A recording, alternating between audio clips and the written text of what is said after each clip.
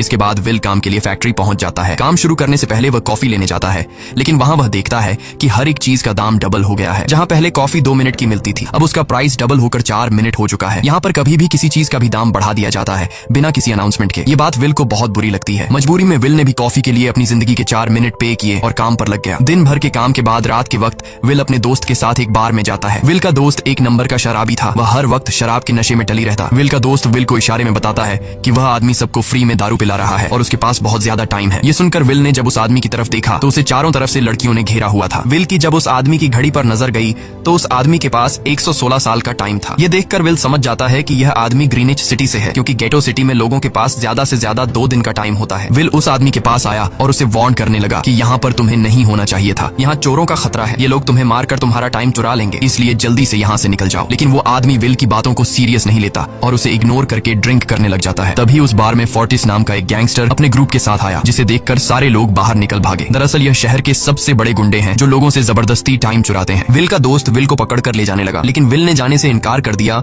और वहाँ एक कोने में छिपकर सब कुछ देखने लगा। फोर्टिस उस अमीर आदमी से उसका सारा टाइम लूटने आया था। फोर्टिस उस अमीर आदमी को चैलेंज करता है कि चलो पंजा लड़ाते हैं और जो हारेगा वह अपना सारा टाइम जीतने वाले को दे देगा। ये टाइम फाइट आर्म रेसलिंग की तरह थी, जिसमें 2 लोगों को एक दूसरे की कलाई पकड़नी होती थी। जिस भी इंसान की कलाई नीचे होती थी उसका टाइम घटने लगता था और वो टाइम उस आदमी के हाथ में ट्रांसफर होने लगता था जिसकी कलाई ऊपर होती थी। इस तरह जीतने वाला इंसान सारा टाइम उस दूसरे आदमी से अपनी बॉडी में स्टोर करके उसे मार देता। फोर्टिस उस आदमी से कहता है, क्या तुम इसके लिए तैयार हो? इस पर उस अमीर आदमी ने कहा कि मैंने बहुत ज्यादा ड्रिंक की हुई है, इसलिए मुझे कुछ टाइम चाहिए, उसके बाद मैं तुम्हारे चैलेंज के लिए तैयार हूँ। फोर्टिस कहता है कि ठीक है, ये तुम्हारी आखिरी ख्वाहिश है, जाओ, मैं तुम्हें तैयार होने के लिए कुछ मिनट देता हूँ। फोर्टिस उसके साथ अपना एक आदमी भी भेज देता है ताकि यह भाग न सके। वो अमीर आदमी बाथरूम में आकर बहुत ज्यादा उल्टियां करने लग जाता है, क्योंकि उसे काफी चढ़ गई थी। इसलिए अगर वो इस हालत में फोर्टिस से पंजा लड़ता तो इस अमीर आदमी का हारना कंफर्म था। तभी विल वहां पर आ जाता है। वो फोर्टिस के आदमी को मारकर उस अमीर आदमी को अपने साथ उस जगह से बाहर निकाल लेता है और उसे फोर्टिस से बचाकर एक सेफ जगह पे ले आया। विल ने उस अमीर आदमी से कहा कि मैंने तुमसे कहा भी कि तुम्हारी जान को खतरा है, तुम जानबूझकर अपना टाइम क्यों बर्बाद कर रहे हो? वो आदमी विल को अपना नाम हेनरी बताता है और वो विल से पूछता है